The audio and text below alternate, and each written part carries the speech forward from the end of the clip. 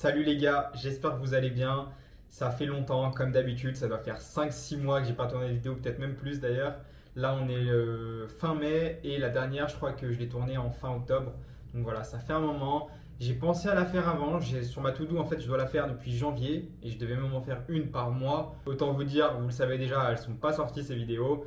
Mais bon, il y avait du taf et honnêtement, le taf passe avant la création de contenu à mon niveau. J'aimerais bien stabiliser quand même la création de contenu, mais voilà, il y a des priorités, il faut accepter ça. Et aussi, j'ai eu quelques petites galères qui ont fait que voilà, j'étais pas forcément dans le meilleur moment pour filmer des vidéos, on va dire. De toute façon, on va y revenir sur tout ça. Et du coup, je vais vous expliquer un peu de quoi on va parler dans cette vidéo. Ça va être encore une fois un peu un récap des derniers mois. Donc, depuis octobre, la dernière fois qu'on s'est laissé, jusqu'à maintenant. Il y a des mois où bien sûr je vais passer plus vite que d'autres parce qu'il s'est passé moins de choses et sur d'autres plus de choses. Mais voilà, c'est ça l'idée. Et voilà, on est parti. N'hésitez pas à mettre toujours en x1,5, un truc comme ça. Moi je regarde toutes les vidéos en x2. Je commence même à le faire sur des vidéos de divertissement. Donc là, je crois que mon cerveau est un peu grillé, mais ça c'est un autre sujet. Voilà, posez-vous bien, petite boisson, petit truc, et on commence. Du coup, pour reprendre où on s'était laissé, je faisais donc du GMB, c'était en octobre. Et en fait, déjà j'avais fait une première transition donc, qui était du cold call vers le call mail pour ma propre prospection. Sauf que il y a quelque chose qui m'a un peu saoulé au niveau de GMB, c'est la clientèle. On est sur des artisans. En fait, c'est facile de travailler avec eux tout autant que c'est difficile. C'est-à-dire que c'est des personnes qui sont très cash, très nature, ont une confiance en fait, elle est dure à prendre, mais une fois qu'ils te font confiance, ça part. Le problème, c'est que malheureusement, c'est quand même une typologie de client qui est craintive, qui a été beaucoup déçue et qui, comment dire, n'a pas forcément non plus des gros budgets. J'ai l'impression qu'en fait, si je prends l'exemple d'un couvreur, il y en a qui font vraiment des chiffres d'affaires de fou, mais ils n'ont pas besoin de moi. Et il y en a qui sont en galère et tu as ceux qui sont un peu au milieu. Mais au milieu, j'ai l'impression qu'il y a peu de gens. C'est vraiment des extrémités de gens qui sont en galère et des gens qui font du CA. Du coup, le problème, c'est que j'ai jamais, moi, après, je dis ça, mais c'est pas une réalité, moi, j'ai jamais réussi à bien gérer le recurring. Donc en fait, je faisais toujours de l'acquisition. Là, sur toute l'année 2024, j'ai eu 2 mois de recurring. Et tout le reste, je devais aller chercher à chaque fois des nouveaux clients. Donc chaque mois, des nouveaux clients, des nouveaux clients. Sauf que quand tu as un client à 500 euros et que tu n'arrives pas à les garder, en fait, si tu veux faire 2000 euros de chiffre d'affaires, il faut que tu ailles chercher 4 clients tous les mois, tous les mois, tous les mois. C'était pas viable pour moi, même si je sais qu'il y en a qui arrivent à facturer ce recurring-là, à facturer plus cher aussi selon ce qu'ils vendent. Enfin bref, moi, voilà, c'est peut-être personnel, ça me plaisait plus de travailler avec cette typologie de clients. Et du coup, je me suis dit, mais attends, là, tu fais du call mail pour ton GMB, mais ça fonctionne pour toi. Pourquoi ça ne fonctionnerait pas pour quelqu'un qui vend un site internet, pour quelqu'un qui a un SaaS, pour quelqu'un qui a une agence d'influence? Peu importe en fait le service, le call mail, c'est une façon de prospecter. Donc ça peut fonctionner pour tout le monde dans l'idée. On reviendra un peu sur ça, mais dans l'idée, c'est vrai. Du coup, je me suis dit, mais en fait, le call mail, ça me plaît plus maintenant que faire du GMB. Et aussi, la typologie de clients que je pourrais avoir en call mail m'intéresserait peut-être plus aussi que celle que j'ai en GMB. Donc je me suis dit, ok, on va prendre le risque, on va faire un gros virage. Et en fait, en novembre, j'ai totalement stoppé GMB. Donc pour le coup, j'avais réussi à assurer 1 ou 2 recurring. On ne parle vraiment pas de grand-chose, on parle de centaines, 200 euros. Et je me suis dit, ok, je fais la transition, je veux vendre en fait, de la génération de leads via du call mail. Donc dès novembre, je passe sur ça. Je rencontre un gars sur Twitter. Il me dit en fait, je te gère ton acquisition, en échange, je te prends un pourcentage sur le chiffre global que tu fais. Je me dis bon, pourquoi pas, surtout que je suis en train de transitionner. Donc en fait, le chiffre global, il y aura peu de choses établies de GMB, il y aura beaucoup de mailing, et donc en fait, ça va beaucoup dépendre de lui. C'est pas comme si j'avais déjà 5000 euros de recurring et je vais faire 1000 euros en plus grâce à lui. Et en fait, le rapport, il est peut-être pas forcément intéressant pour moi. Donc on commence ensemble, j'ai directement 2 premiers clients qui me ramènent. Des expériences assez spéciales, c'est mes premiers clients. Il y en a un où c'est moi qui manque de cadrage, c'est-à-dire que c'est une personne qui me dit moi j'ai cette offre-là et la cible c'est tout le monde. Et là, je lui dis je pense pas, mais je suis pas assez ferme. Du coup, on contacte tout le monde et ça n'a pas les meilleurs résultats au monde. Pour autant, petit à petit, je lui dis que ce serait vraiment bien qu'on recadre. On recadre et on a des meilleurs résultats. Mais pareil, j'ai pas encore bien mis en place cette histoire de recurring, donc j'arrive pas à le garder ce client. À côté, il m'amène un deal avec une agence SEO Je ne rentrerai pas plus dans les détails que ça, mais ça ne se passe pas forcément bien. J'ai dérogé à ce que je m'étais fixé. Et de toute façon, les seules fois où je ne me suis pas écouté dans le business, ça ne s'est pas bien passé. On en reparlera encore une fois.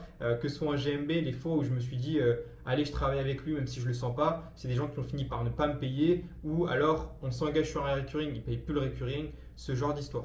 Là, c'est pareil. Ils ne veulent pas de fixe. Ils veulent un paiement au lead. Un lead, c'est pas un rendez-vous. Un lead, c'est pas une signature. Un lead, c'est quelqu'un qui est chaud, qui est intéressé par ce que tu proposes.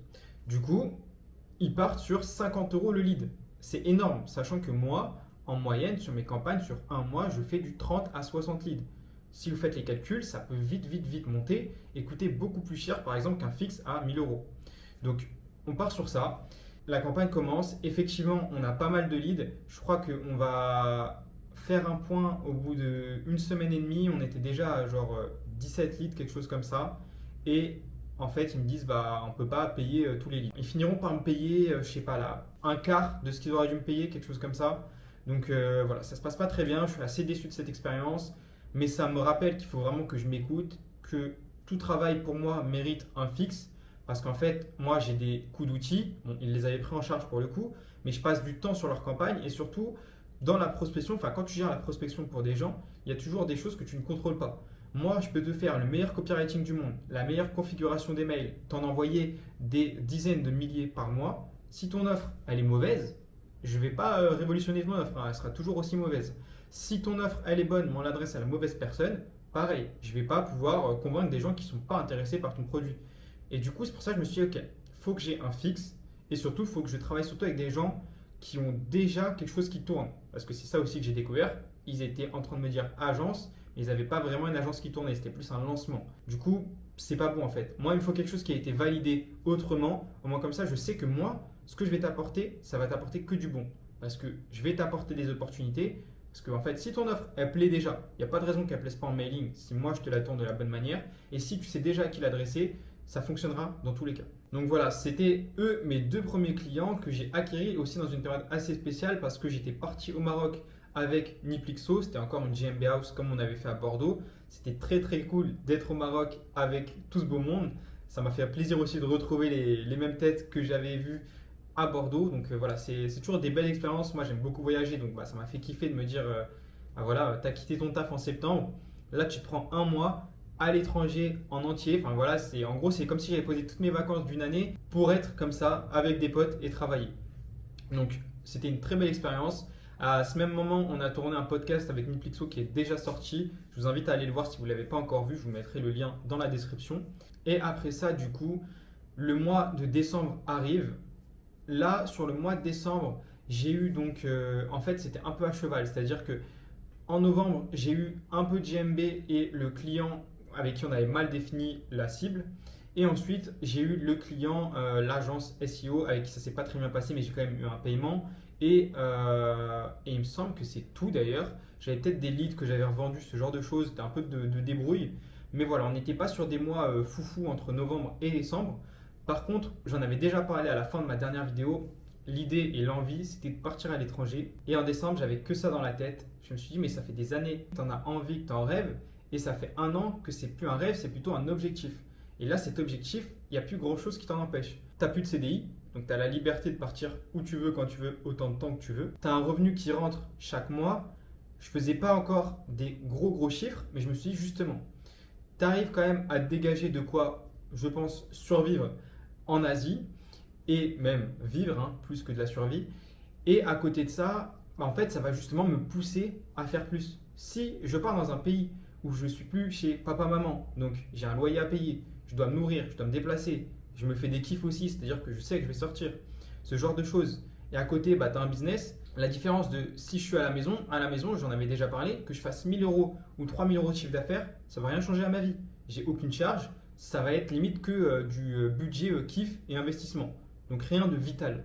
Là, en partant à l'étranger, ça m'oblige à faire du chiffre. Parce que si chaque mois, j'ai un loyer de 500 euros, chaque mois, je dépense, on va dire, voilà, moi j'avais fait à peu près des calculs entre 800 et 1400 euros en Asie, faut que je les sorte, c'est 800 à 1400 euros. Sinon, comment je vis en fait? Je suis obligé de rentrer en France. Ça a mûri dans ma tête. Je me suis dit, ok, je prends le billet, je ne le prends pas, j'attends certaines choses. Finalement, je l'ai pris vraiment un mois avant de partir. Donc, je l'ai pris au début décembre et j'ai pris mon billet pour le 6 janvier pour la Thaïlande à Bangkok. Donc voilà, je pars en Thaïlande, je vous mettrai peut-être quelques images. Ça a été vraiment un bel accomplissement parce que j'en ai déjà parlé sur Twitter, mais moi j'ai pas l'ambition de lancer une licorne. C'est pas quelque chose qui me fait vibrer de me dire voilà, je vais lancer une grosse entreprise, je vais être milliardaire.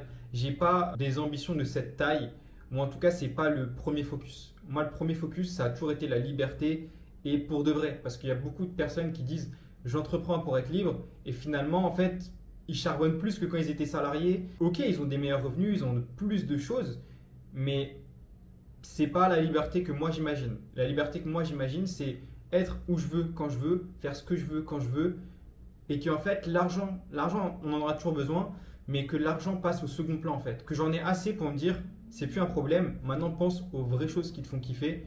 Et si les choses qui te font kiffer, c'est de bouger, bouger, bouger, bouge. Si les choses qui te font kiffer, c'est de rester au même endroit, bah reste au même endroit. C'est de revenir en France, reviens en France, peu importe. Donc voilà, départ en Thaïlande, ça se passe bien le départ, je suis très content, c'est vraiment accomplissement de un an de taf et des années de rêve avec aussi du taf derrière mais qui fonctionnait pas pareil. Et voilà, je me dis c'est bien, c'est cool, je découvre la vie, je découvre combien ça me coûte vraiment un mois là-bas. Donc je crois que je me situe entre 1200 et 1300 euros par mois, ça me permet de me faire une idée vraiment réelle de combien ça me coûte la vie sur place. Et je découvre en fait vivre dans un appartement tout seul, c'est la première fois, je n'ai jamais fait même en France. C'est un grand kiff. Je pense que je suis très très casanier, très introverti aussi. J'aime les gens, je suis sociable, mais je reste introverti. Là où je me ressource, c'est quand je suis tout seul. Et surtout, quand on voyage tout seul, on n'est jamais vraiment seul. C'est-à-dire que je choisis les moments où je peux voir les gens, et ça me plaît beaucoup, parce qu'il y a des moments où en fait, je vais sursolliciter dans la vie. C'est-à-dire que je vais voir des gens, mais ça me fait plaisir, bien sûr, mais c'est trop ou c'est pas le moment où j'aurais voulu le faire. Mais en fait, chacun a son agenda et donc tu es obligé des fois de te caler sur l'agenda du pote ou de la famille. Du coup là, ça m'a vraiment donné cette indépendance que j'adore de faire ce que je veux, quand je veux. J'ai faim, je mange, j'ai pas faim, je mange pas. J'ai envie de sortir, je sors, j'ai pas envie de sortir, je sors pas. Comme c'était pas des vacances mais que j'allais pour travailler à Bangkok, j'avais pas la pression de me dire putain, faut que je vois toutes les attractions culturelles qu'il y a, faut que je speedrun tout ça en une semaine. Non, j'étais chill, j'étais en mode ok, la semaine je taffe, le week-end je peux sortir, je peux aller découvrir un peu les temples, ce genre de choses, les centres commerciaux parce qu'il y en a plein, vraiment faire un tour de la ville, mais c'était tranquille. Et il y a des week-ends où juste j'avais envie de rester à la maison, je restais à la maison et aucun regret. Du coup voilà, j'ai découvert cette vie-là, j'ai beaucoup kiffé, c'était beaucoup de positif. Et après ça, j'ai arrêté ma collaboration avec la personne qui me ramenait du coup des clients, donc les 2 premiers que j'ai eus, parce que je me rendais compte que j'avais eu donc 2 clients grâce à lui sur novembre-décembre, mais qu'après ça stagnait un peu et je me disais surtout en fait il me donne les bonnes choses à faire, mais maintenant que je les ai, je peux les faire sans lui. Donc j'ai commencé à faire du LinkedIn, donc création de contenu, c'est-à-dire faire des posts et aussi du démarchage. Pour le démarchage, j'avais une vision qu'en fait ça allait être long de closer quelqu'un sur LinkedIn. C'est-à-dire pour moi, il fallait parler pendant des jours avec quelqu'un et à la fin tu arrives comme une fleur en disant ah c'est marrant qu'on parle de tout ça depuis 40 jours, tiens j'ai une prestation. J'exagère bien sûr les traits, mais c'est la vision que j'avais et donc ça me saoulait, enfin c'est pas quelque chose que je voulais faire. Donc je l'avais délégué à quelqu'un, j'ai pris un setter et je l'ai laissé faire ce travail. À côté, moi je faisais donc de la création de contenu, donc je postais des choses sur mes process en call mail, les résultats que j'ai eu avec d'autres clients, du lifestyle aussi parce que ça marche bien sur LinkedIn. Voilà, en combinant tout ça, toute mon acquisition en fait s'est faite sur LinkedIn. J'avais lancé une campagne de mail pour moi, elle avait flop totalement. Donc je me suis dit en fait si LinkedIn ça m'apporte des clients, autant focus là où ça fonctionne. J'ai continué à focus ça sur tout le mois de janvier et après ça en février il m'arrive un gros coup dur. En fait j'ai un plan d'hébergement chez un hébergeur, donc il y en a plein, il y a Amen, Hostinger, GoDaddy, il y en a plein. Le souci c'est que j'ai tout dessus. En fait, c'est un plan d'hébergement où je peux mettre tous mes noms de domaine. J'ai ceux pour mes clients et j'ai les miens. À ce moment-là, il me semble que j'avais 3 clients, 2 clients donc en fait pour qui je faisais des campagnes mail actuellement et un client dont j'avais un site hébergé dessus que je lui avais fait il y a des mois auparavant et ma prospection à moi. En fait, j'avais 4 choses sur un seul plan d'hébergement. Le problème, c'est que je relance une campagne pour moi et en fait, je tombe sur quelqu'un avec qui je m'étais déjà un peu accroché en septembre. Donc je ne vais pas rentrer dans les détails, c'est trop long, mais en gros, j'avais fait de la prospection pour du GMB, j'avais contacté des artisans, il avait beaucoup d'artisans dans cette liste, j'avais discuté en lui disant envoyez-moi la liste, il ne voulait pas, il était très borné, il me mettait des mauvais avis sur toutes les plateformes, etc. Enfin bref, ça me passait au-dessus parce que je me disais on s'en fout, c'est rien. Je relance une campagne un peu dans le même style, jusqu'au jour où il me dit je vais faire sauter tous tes noms de domaine. Moi, je me dis, oui, bon, allez, il m'avait menacé d'avocat des mois avant, il l'a jamais fait. Je me dis, il est encore en train de faire son blabla pour essayer de m'impressionner et surtout que j'arrête parce qu'il ne veut pas que je lui vole des clients. Et là, un matin, je me réveille, je vais sur mon hébergeur et je vois que tout a sauté. C'est-à-dire que donc j'utilisais, on va dire, 20 noms de domaine pour ma prospection à moi. Il a signalé ça en disant que je faisais du phishing, ce qui était bien sûr faux. Sauf que j'en avais 80 autres noms de domaine dessus, donc pour mes clients, et tout a sauté. C'est-à-dire que j'étais en plein envoi de mail pour un client, j'ai plus la possibilité de continuer à le faire. Un client, on devait lancer une campagne dans une semaine. Pareil, on était en warm-up, ça m'a coupé dans mon processus. Et ma propre prospection, elle tourne plus. Donc là, en gros, j'ai plus rien. Tout mon business, j'ai plus rien. Et c'est au bon vouloir de la plateforme de SQL veut bien me débloquer et m'écouter. Donc bien sûr, j'envoie un message à la plateforme, je leur explique que je ne fais pas de phishing, je leur explique toute la situation, que c'est un concurrent, que voilà, il est juste pas content. Enfin, déjà, ce qui m'a étonné et ce qui m'a déçu, c'est ils prennent des décisions sans même m'en parler et sans même m'envoyer un mail en me disant on vous a tout désactivé. C'est-à-dire que c'est moi en me connectant, je l'ai vu. Je l'ai vu, il me semble, dans la journée ou le lendemain, mais en gros, j'aurais pu le voir 15 jours après si je faisais pas attention. Je trouve ça aberrant. Et ça a été une bataille d'une semaine entière à leur expliquer que je n'ai rien fait, à leur envoyer des preuves. Et la conclusion, ça a juste été ok, vous n'avez pas l'air d'en faire, on vous débloque. Par contre, si on vous resignale, on vous refait tout sauter pour de bon. Je leur dis, mais les gars, vous êtes bien d'accord que j'ai rien fait de mal, vous êtes d'accord avec ça, vu que vous m'aurez autorisé à envoyer des mails, mais vous continuez à me dire que si quelqu'un me menace, en fait, ça va fonctionner. Et ils sont en mode oui. Et là, je me dis, ok, sympa. C'est-à-dire que demain, selon votre hébergeur, je vais signaler votre nom de domaine pour phishing, tout saute. J'ai aucune preuve à apporter, aucun risque légal selon l'hébergeur. En gros, il y en a, c'est de la merde, il y en a, ils protègent leur utilisateur. Donc voilà, il faut faire attention chez qui on est. Voilà, donc ça a été une petite période, ça a duré une semaine en fait, où j'étais dans le flou à me battre avec eux. Et en fait, je vais gérer mes clients, leur dire j'ai eu un problème, je vais devoir décaler d'une semaine l'envoi pour un. Là, on va devoir arrêter la campagne pour un pendant une semaine. Heureusement, j'avais des clients très compréhensifs, ça s'est super bien passé. Heureusement, merci à eux, on va dire. À côté de ça, j'avais plus d'acquisition. Donc pareil, en fait, j'étais en point mort pendant une semaine. Donc ça a été une période quand même assez stressante. Et c'est aussi ce que je recherchais en partant à l'étranger. C'est-à-dire, ok, vivre des réussites tout seul, mais aussi confronter à mes problèmes tout seul. Parce que là, j'étais dans mon petit appart à Bangkok en train de me dire qu'est-ce que je fais quoi. Et en plus, ça je ne vais pas rentrer plus dans les détails, mais j'ai eu quelques petits soucis de santé. Rien de grave, enfin rien de... Voilà, c'est quelque chose qui pouvait se soigner, c'est juste qu'on ne trouvait pas ce que c'était. Mais voilà, l'accumulation entre la santé ça va pas, j'arrive déjà pas trop à bosser parce que en fait, le truc que j'avais me prenait trop d'énergie. À côté de ça, j'ai un gars qui vient tout me signaler, donc j'ai plus rien qui tourne. Ça a été une semaine où vraiment je me suis dit waouh, c'est ça la vraie vie, c'est pas que toujours tout rose. Il y a des choses qui peuvent arriver, des choses que tu n'as pas du tout prévues. Et quand ça arrive, faut savoir réagir, régler les problèmes. Et j'ai l'impression que c'est que ça en fait la vie d'un entrepreneur, c'est de régler des problèmes. Donc voilà, prévoyez une assurance santé quand vous partez à l'étranger, surtout que c'est bien galère. J'avais plus ou moins prévu ça, mais en fait il y en a presque aucune qui avance les fonds. Donc prévoyez des fonds aussi, parce que j'ai dépensé il me semble 500 € sur mes 3 mois en Thaïlande dans des soins. Donc voilà, il faut être préparé à ce genre de choses. Heureusement pour moi, j'avais l'argent. Mais voilà, faut en être conscient. On peut finir sur cette partie-là et on peut passer au mois de mars. Au mois de mars, il ne s'est pas passé grand-chose. J'ai un peu relevé la tête, continué à faire du LinkedIn. Et en fait, pendant ces 3 mois, mon acquisition a été full LinkedIn. Donc avec le setter et avec ma création de contenu. Sauf que je me suis dit, il va falloir faire un point. Parce que là, j'ai autant de personnes qui viennent à moi que de personnes qu'on trouve grâce à la prospection. Et normalement, quand tu prospectes, tu es censé faire plus que l'inbound. Sauf si tu es déjà super établi. Mais j'avais 1000 abonnés sur LinkedIn, j'avais quelques posts. C'est pas la création de contenu qui est censé me ramener le plus de clients. Si ça m'en ramène autant qu'un gars qui envoie des messages de prospection, c'est pas normal. Donc en gros, je n'étais pas du tout satisfait de ça. Je me suis dit, ok, il va falloir trouver des arbitrages dans tout ça. Dans le même moment, j'ai reçu un message sur Malte, comme j'avais donc switché aussi de GMB vers le call mail. J'ai quelqu'un qui me propose en fait de rejoindre son agence. Donc en tant que grosse, donc quelqu'un qui gère la partie mail, la prospection, et au pourcentage. On revient un peu sur ce qui s'est passé dans mes premiers mois. Je me dis pourcentage, ça ne me chauffe pas trop. Par contre, là, je vois plus loin que le pourcentage. Je me dis que c'est un gars qui a une agence. Il y a une commerciale qui passe les appels, elle ramène vers le gros en fait les clients, et derrière, il y a juste à préparer les campagnes et les clients s'occupent tout seuls de leur campagne. Et surtout, en fait, on a pas mal de process. Là où moi, comme je suis vraiment en mode débrouillardise, j'ai presque aucun process. C'est beaucoup de choses, ça me vient comme ça, je le fais comme ça, je bricole un peu. Je me dis, ok, ça peut être intéressant parce que l'idée, c'est qu'il veut monter à 10 clients en pourcentage. Donc en fait, la commerciale m'amène les rendez-vous, moi, je fais les rendez-vous et derrière, les clients payent les outils. Et moi, voilà, j'ai juste du temps à y passer, j'investis pas d'argent et j'apprends de leur process. J'apprends aussi de comment eux ils gèrent le copywriting, la configuration des campagnes, les outils qu'ils utilisent parce qu'ils n'utilisaient pas les mêmes que moi. Moi, je suis sur Instantly, eux, ils étaient donc sur Emilia. Et donc, je me dis, ok, ça peut être intéressant, j'accepte cette proposition.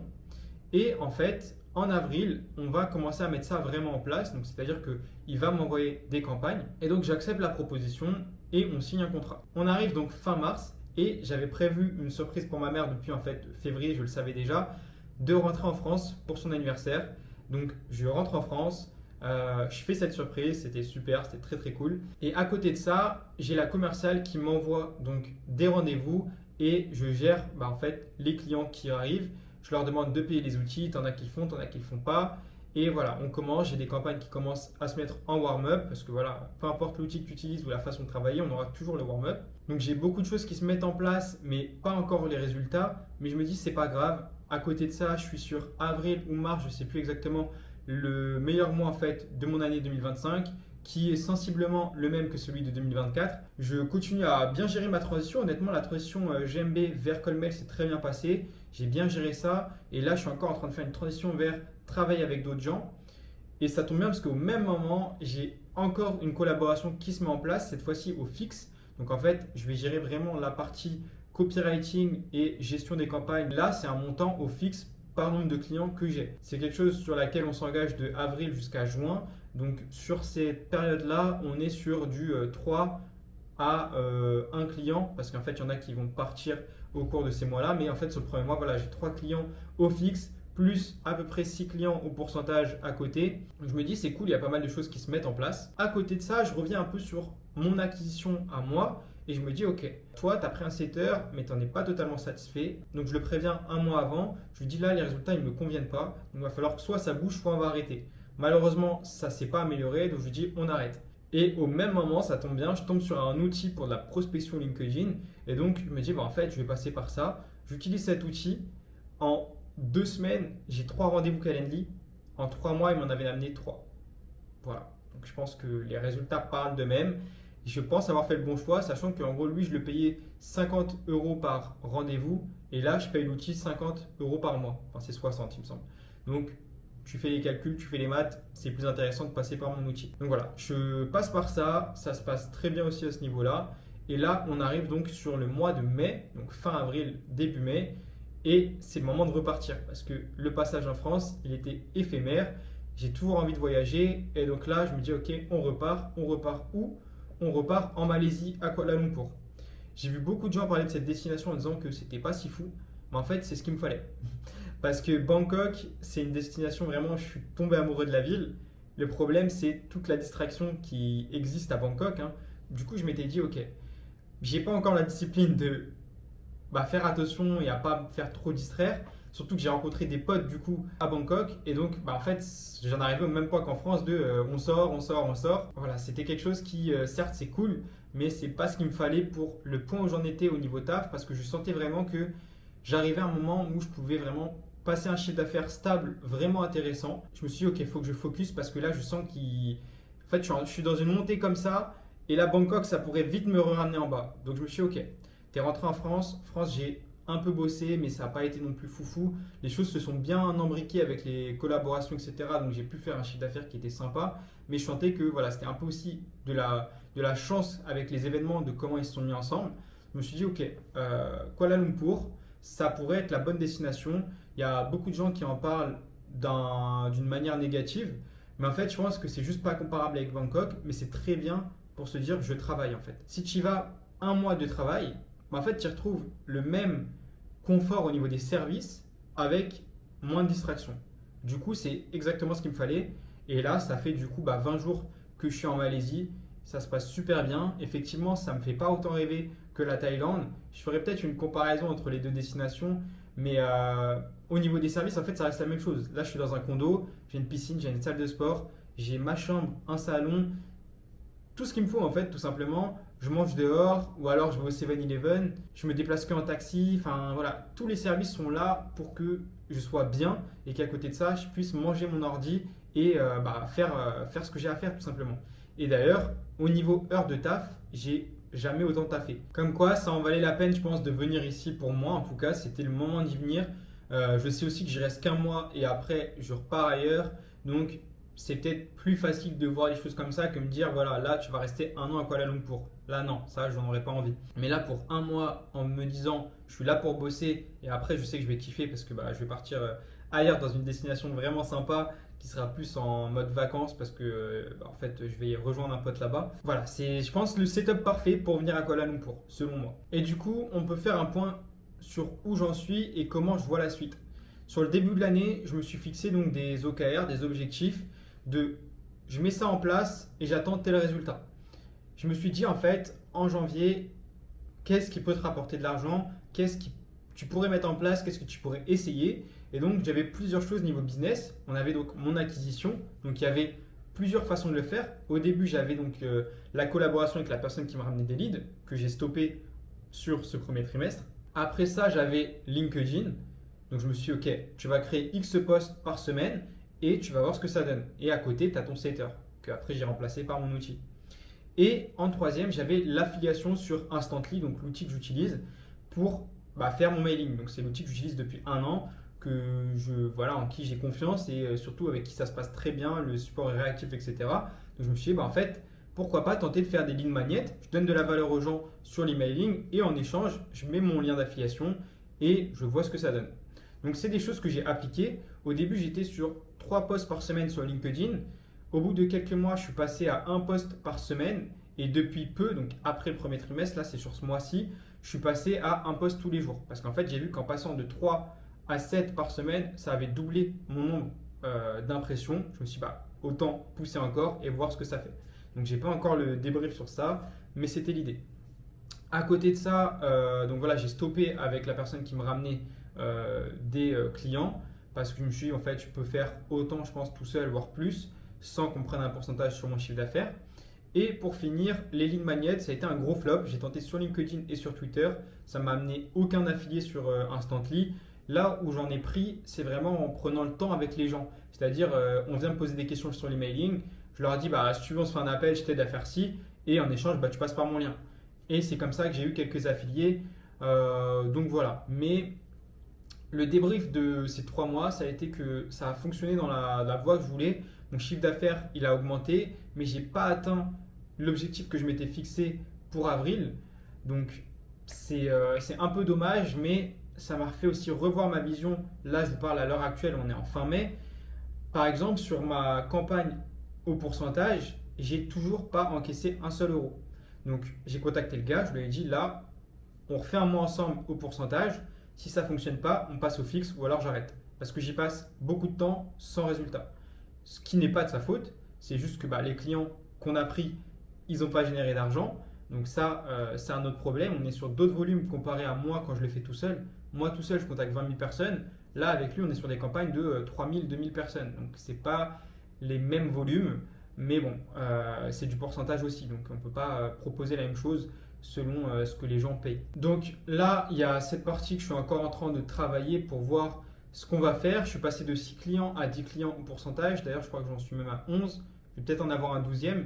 Donc voilà, on va envoyer un dernier mois, là, mai, avec le warm-up. Je vais en fait pouvoir faire un point en fin juin, voir ce que ça a donné. Est-ce que ça vaut la peine de continuer ou pas? Est-ce qu'il me propose mieux, c'est-à-dire travailler au fixe, pourquoi pas, selon combien il me propose. Et à côté, j'ai donc déjà mon contrat au fixe. Et donc cette personne-là, je lui ai dit, voilà, moi j'ai du temps, ça me va bien de prendre plus de volume avec toi. Donc je suis en train d'essayer de faire grossir cette partie qui se passe très bien. Et pour mon acquisition à moi, je continue de la faire via LinkedIn, mais surtout j'aimerais faire grossir un fixe pour tenter des choses sur mon acquisition à moi. Donc peut-être une prestation plus chère, peut-être une autre cible, vraiment pouvoir faire des tests et moins être sous la pression de ok, il faut que je fasse X euros de chiffre d'affaires, sinon je ne peux pas vivre. Et plus être en mode ok, ta sécurité elle est là, tu sais que tu bosses tant d'heures pour ça, à côté, tu as ce temps dispo pour tenter autre chose. Donc voilà, on verra ce que ça donne. En tout cas, je suis très content de comment les choses avancent. J'ai réalisé le premier objectif qui était donc de partir à l'étranger et de pouvoir y vivre. Parce que du coup, là, ça va faire sur les 6 derniers mois, j'en ai passé 4 mois à l'étranger. Entre le Maroc, 3 mois en Thaïlande, 1 mois ici. C'est peut-être les 7 derniers mois.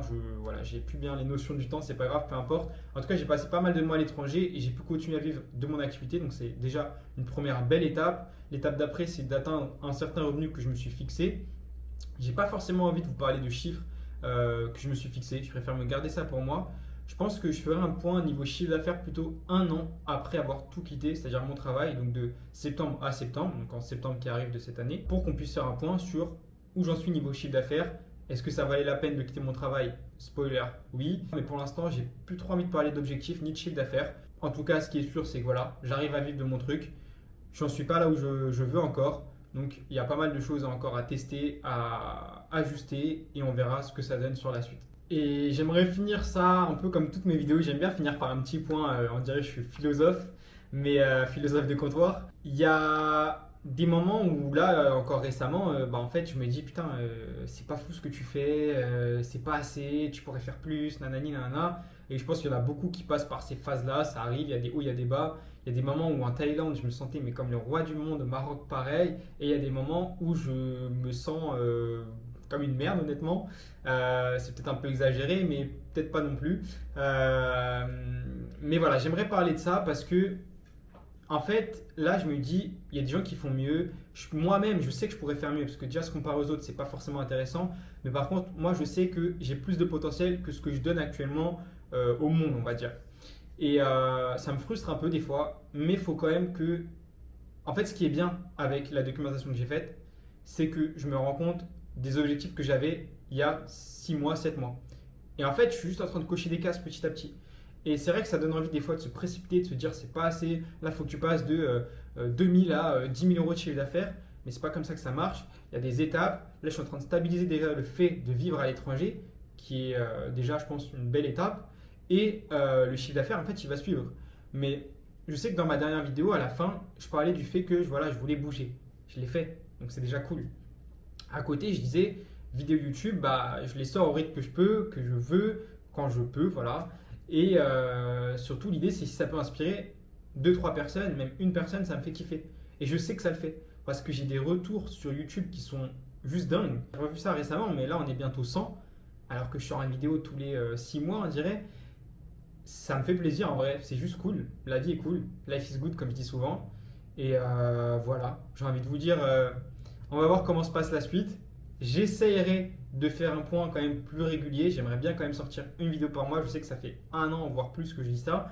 Mais je pense que voilà, j'ai plusieurs choses en tête.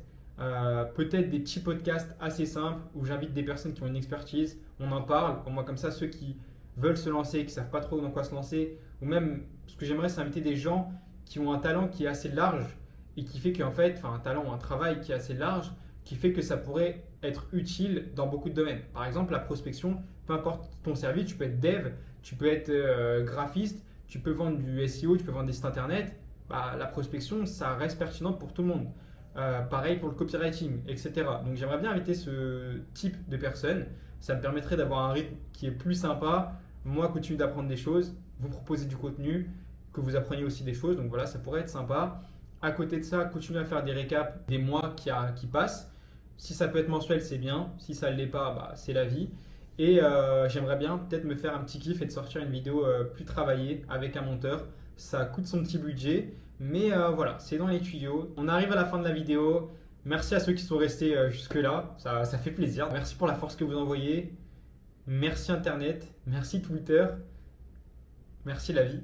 Life is good. On s'attrape. Ciao, ciao.